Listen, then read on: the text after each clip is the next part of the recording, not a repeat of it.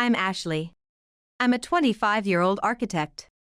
While working at a local architectural firm, I spend my days off leisurely reading books, living at my own pace every day.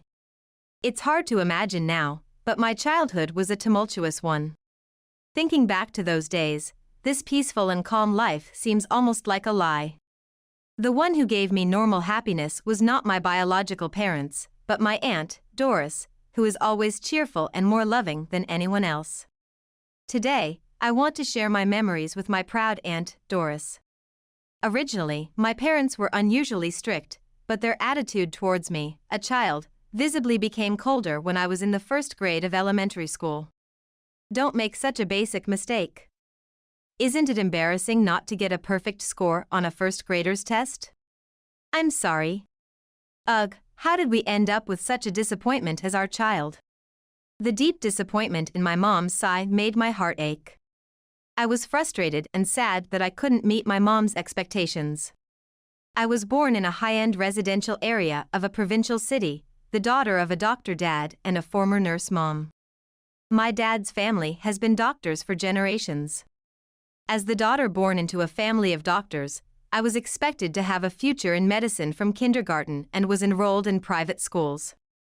However, contrary to my parents' and everyone else's expectations, my grades were too mediocre, and I rarely made it to the top of my class. By first grade, I was already falling behind, and my parents were constantly irritated. Still, I wanted my parents to recognize me, so I studied hard at home and in cram schools every day after school. On the other hand, my younger sister, Lindsay, was exceptionally good at academics. Even before she started elementary school, she was studying far beyond me at kindergarten and cram schools. This means that she scored better than me, her elder sister, on the same tests. Of course, my parents were obsessed with the talented Lindsay, pouring most of their money and time into her, and I was forced to quit the cram school before starting the second grade. I was shocked to be abandoned by my parents and tried to redeem myself by studying alone after school and on holidays. My parents only laughed at my efforts, calling me a gloomy recluse who can't even study. Fortunately, my relationship with my sister was good, and she adored me. I was, of course, happy about that, but I still felt pathetic being inferior to my sister. When I entered the second grade and my sister started elementary school, the disparity in treatment worsened. On break, my parents would take my sister to enjoy cultural spots like theaters and museums in the city, while I was stuck at home until dinner. They'd tell me, "It's a waste to give nice things to people who don't understand their worth." My sister always looked guilty, but she couldn't speak up to our parents. Alone in the house, I listened to the joyful voices of other families from outside the window and cried many times. Because I wasn't very smart, my mom and dad didn't seem to care much about me. Thinking that being loved by my parents was everything, I always blamed myself. One day, when my parents decided to take my sister alone to a museum a plane ride away for an overnight trip, they probably thought it was too much to leave me alone for 2 full days. I was woken up early on the day of the trip and was brought to an old apartment in the town next to ours. My dad, looking annoyed, rang the doorbell, and a woman with messy blonde hair opened the door. It was my Aunt Doris, my dad's much younger sister. After exchanging a few words with my dad, he didn't even glance at me and went back to his car alone. Left behind with a big backpack and standing dumbfounded, a sleepy-looking Doris said, "Come in," gesturing towards the room with her chin. I rarely attended family gatherings, so I had only met Aunt Doris properly 2 or 3 times. My dad always warned, "Stay away from her, she's a lowlife who didn't even properly finish middle school." Indeed, with her dyed blonde hair and gray sweatshirt, Aunt Doris honestly looked rough. Despite feeling uneasy about being left with such a person, I sat down on a flat cushion in her small living room. Feeling uncomfortable and fidgety, I suddenly smelled the pleasant aroma of butter. Aunt Doris appeared with a tray carrying pancakes. "You haven't had breakfast, have you?" "Oh, thank you." Tentatively holding a knife and fork, I eat the pancake. The taste of melted butter spreads gently in my mouth. It's delicious. Right? Pancakes are the best in the morning, aren't they? Aunt Doris smiled broadly through the steam. Her smile and the warmth of the pancakes eased my tense heart. For the next 2 days, Aunt Doris took great care of me. Her cream stew and steak were delicious, and I ate heartily. Watching me, Aunt Doris looked happy and kept smiling, saying, "There's more if you want." Aunt Doris also took me to the zoo. "Wow, gorillas are super handsome, aren't they?" she said, genuinely enjoying herself. The zoo trip with her was really fun. From then on, whenever my parents and sister went on a trip, I was always left with Aunt Doris. She always accepted me willingly. I completely let down my guard and grew to love my bright and kind Aunt Doris. She also adored me, saying, "I always wanted a sister like you, Ashley." Meanwhile, although my parents left me with Aunt Doris, they kept bad-mouthing her to me. Apparently, Aunt Doris had been rebellious in middle school and hadn't gone to high school, living a bare minimum life with a low job, according to my dad. "If you don't want to end up like her, don't slack off in your studies," my dad threatened, half smiling while drunk. As a child, I always believed everything my dad said, but I couldn't believe his assessment of Aunt Doris. She was a good person who was great at cooking. Why would they speak so ill of her? The discrimination in the treatment of siblings by our parents only got worse. By the time I was in the 3rd grade, they provided me with just enough clothes and food to barely avoid being reported to child services. My parents were well known in town. Nobody would believe they were capable of such cruelty. Locked in my room studying hard, I was told, "A recluse is an eyesore, so disappear," and was kicked outside. Whether I studied or not, it was hell. I wasn't allowed to return until it got dark, and with no friends or adults to rely on, I had no choice but to study in parks or libraries. Aunt Doris welcomed me on weekends. She was the only one who worried as my complexion grew increasingly pale. One day, looking me straight in the eyes, she said, "Ashley, if you'd like, why don't you live with me?" "Huh?" As I was stuffing my face with the fluffy omelet she made, Aunt Doris made an unexpected proposal. Surprised, I froze, and Aunt Doris's cold hand gently stroked my head. "If you find it hard to be at home, let me be your parent. Let's eat together every day like this, lay out the blankets and sleep, and go to the zoo again." Could there be such a dreamlike story?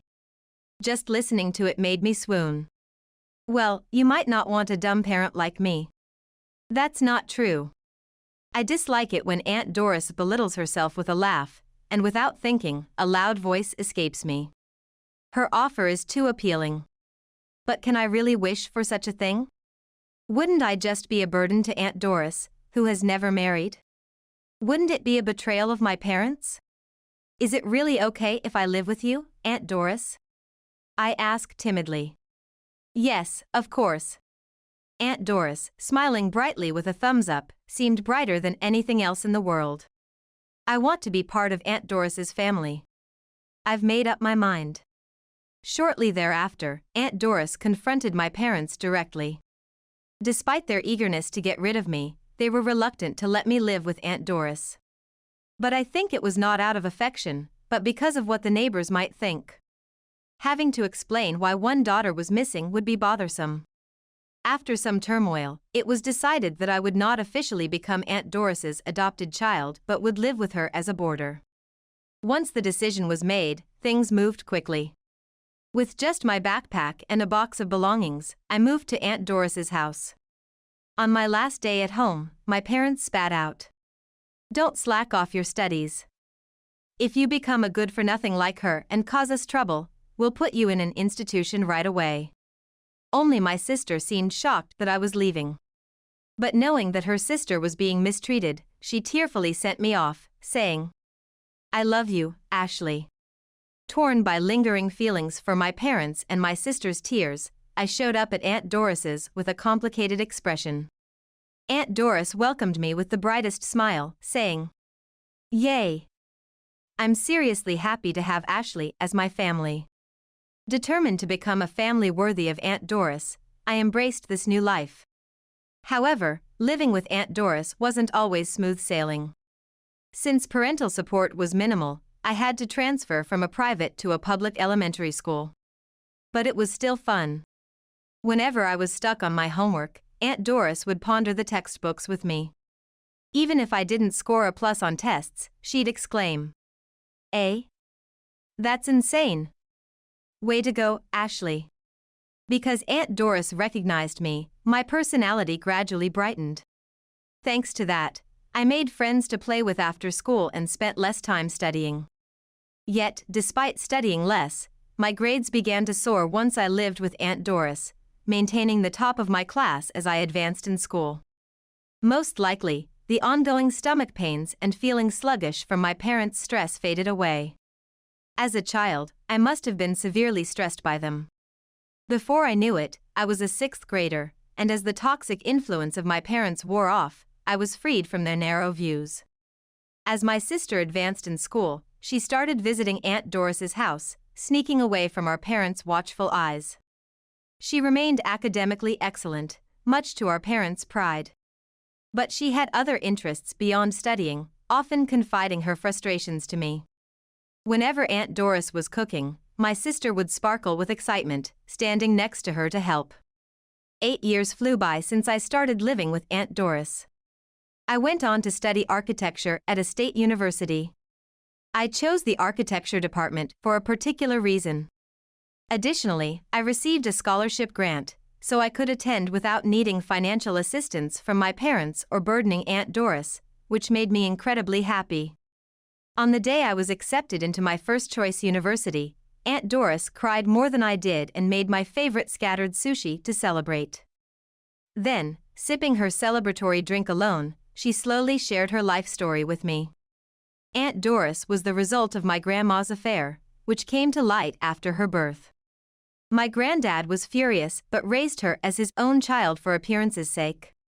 Yet, she was ultimately neglected, initially desperate for affection but eventually rebelling. Aunt Doris's parents, my paternal grandparents, are nearly estranged from her. Ashley, you are amazing. You didn't stray from the path like I did, you've grown up so well. At 30, Aunt Doris's youthful wildness had faded, and she looked at me with serene eyes. That's because I had you, Aunt Doris. If it weren't for you, I would be. Imagining a future without Aunt Doris's intervention sent shivers down my spine. Just like 8 years ago, she gently stroked my head. A year into my hopeful college life, people with bloodshot eyes stormed our apartment. It was my parents. Did you two lead Lindsay down the wrong path? What? I responded dumbly to their sudden accusations. What happened to Lindsay? Which medical school is she going to? Feigning ignorance, I watched my parents' faces turn even redder. Don't joke around. You knew, didn't you? Lindsay has. Lindsay has gone off on her own. My dad was too agitated to continue. I knew why they were angry, so I answered them. Ah, it seems Lindsay went to culinary school. Yeah, you led her down the wrong path. I hadn't influenced her. Lindsay had pretended to apply to medical schools to appease our parents while secretly applying to a nutrition university. Of course, she was accepted and would start her studies in nutritional science in April, not medical school. You're jealous because you're lowly, and you don't want your sister to become a doctor. You devil. My mom spat at me while accusing me. That's not true. Lindsay chose her own path. Lies. A brilliant child like her would never choose to be a nutritionist. Truth be told, Lindsay ultimately didn't want to be a nutritionist, but I kept that to myself. You never really understood Lindsay. Screech. My mom shrieked like a monkey, stomping her feet. It's all because of you. It's not Ashley's fault. What? From behind me, Lindsay and Aunt Doris appeared at the door. My parents, not expecting Lindsay to be here, were stunned and then became even more agitated, turning their anger towards Aunt Doris. Doris. You're the root cause. You led not only Ashley but also Lindsay astray. That's totally overstepping. As my dad looked ready to strike Aunt Doris, Lindsay stepped forward to shield her. Aunt Doris didn't do anything wrong. She just let me borrow her kitchen since I was excited about cooking. Indeed, Lindsay had grown interested in cooking while visiting Aunt Doris's house to see me, and she became hooked while helping out next to Aunt Doris. Our parents, interested only in Lindsay's grades, hadn't noticed even when she came home smelling of savory sesame oil. Lindsay had considered culinary school, but without a scholarship, she couldn't break away from our parents, so she chose the nutrition department. She received the same type of scholarship as me, which allowed her to defy our parents. Ultimately, she intends to become a chef. Dad's lips trembled with anger. Lindsay, I'll forgive you for taking a gap year, so quit school right now and go to cram school. No way. Lindsay firmly rejects our dad, who can only shout. Watching this, our mom scolds Lindsay with a cajoling tone. Lindsay, nutrition, cooking, these are things anyone can do. It's a waste for someone as talented as you. Everyone wants a person like you to become a doctor. Then can you cook, Mom? What? Can you fry chicken until it's crispy? Do you know how to make bechamel sauce? That's. Mother can't. She's disastrous at cooking, relying on department store basements and mail-order deli food.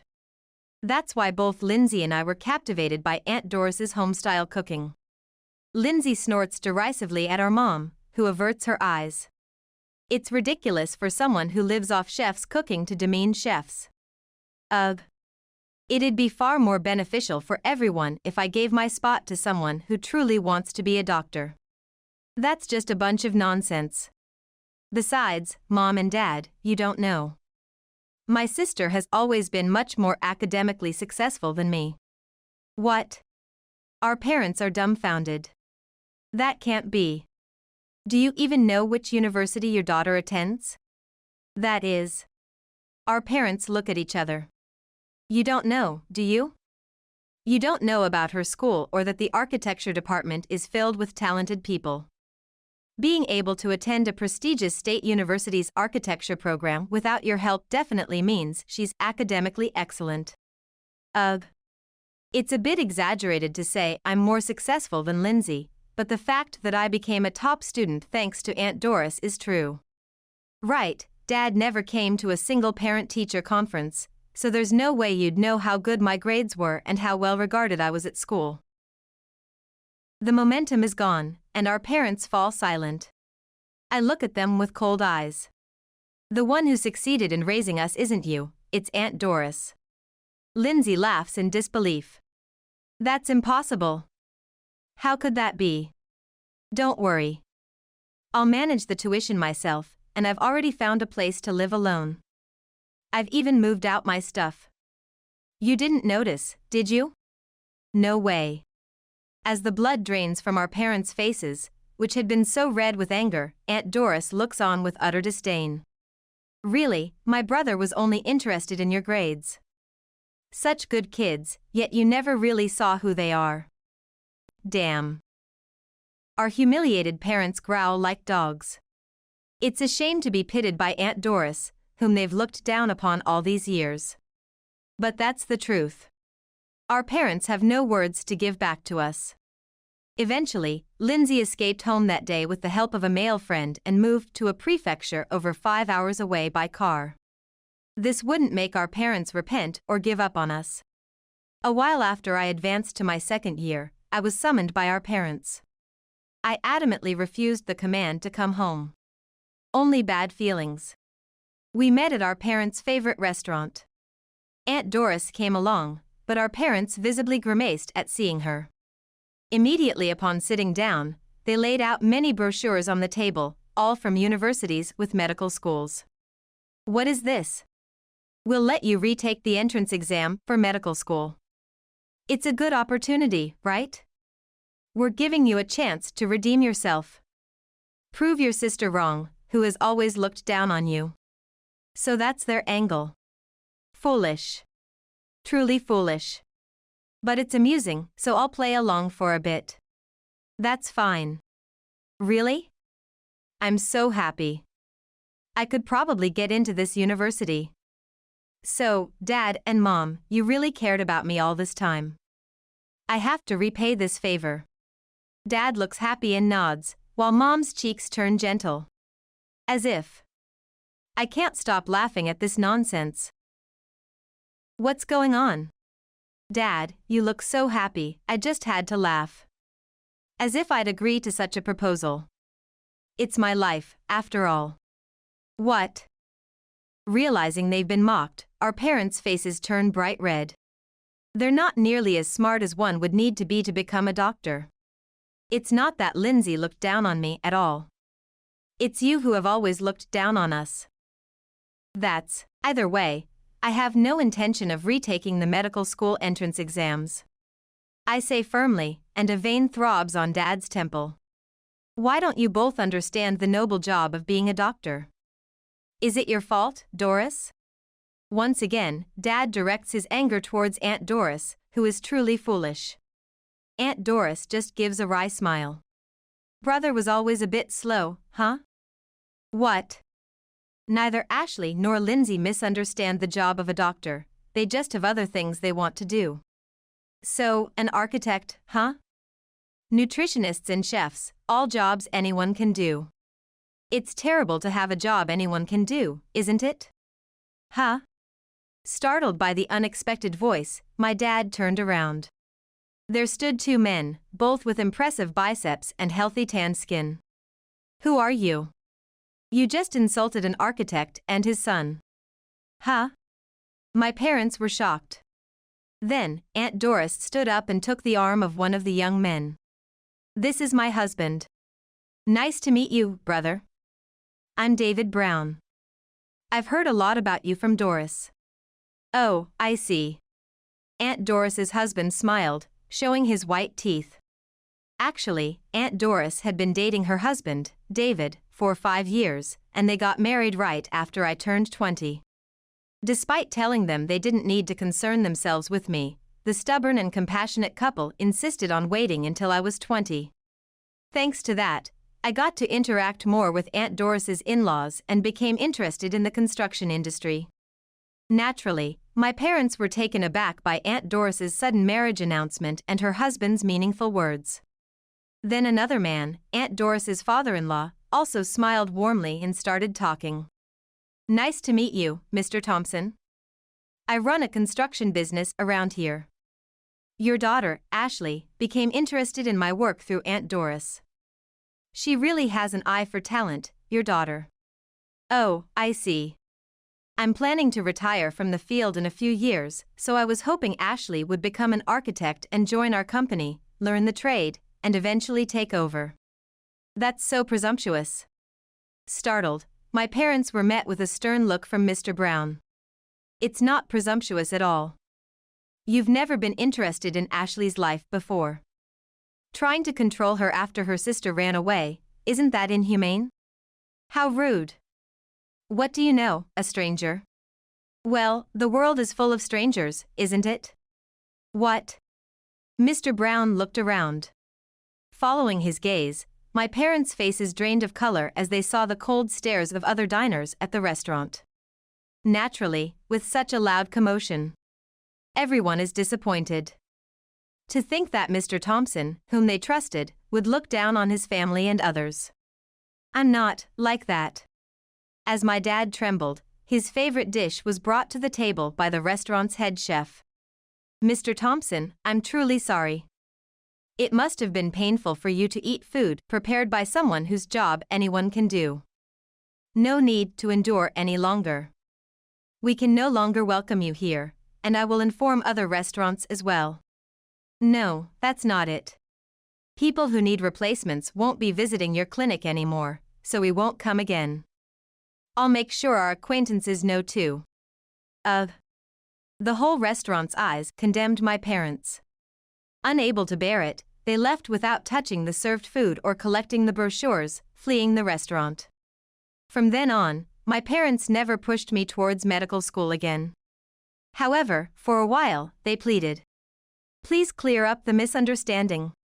Apparently, the incident at the restaurant caused them to lose a lot of patients.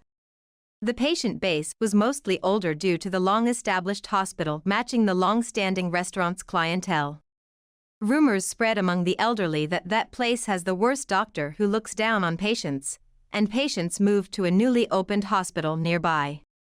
Moreover, the doctor there was not only skilled but also had a perfect personality, and no patients returned to the old, ill-tempered doctor. The hospital quickly went into decline, and my frustrated dad yelled at the staff, causing nurses and clerks to resign en masse. This only fueled rumors that that hospital has a terrible doctor's character. Short-staffed and without patients, keeping the hospital open was only deepening their financial losses. My parents thought clearing up the misunderstanding would bring everyone back, but once a bad reputation spreads, it's not so easy to erase. After all, the reputation was mostly true, so there was no need to clear it. There might be some embellished stories, too. It's said that my dad stood on a restaurant table and yelled, "This chef dares," forcing the chef to apologize. Although this didn't actually happen, I strangely have a memory of that scene. Eventually, my parents had to close the family-run hospital and faced criticism from relatives. Unable to withstand the humiliation, they sold their proud mansion and moved away to the countryside. Now that 5 years have passed, I'm an architect and I'm working at the construction company owned by Aunt Doris's family, just like I always planned. While I'm not yet able to draw brilliant blueprints like the president, I study hard for my dream. That dream is to design a diner run by my sister Lindsay and Aunt Doris. Moreover, Lindsay and I plan to offer the cafe as a children's dining hall once a week. Just as Aunt Doris saved us, we want to help the children too. That's the promise my sister and I made, with support from Aunt Doris and the whole team. I'm making the most of my days.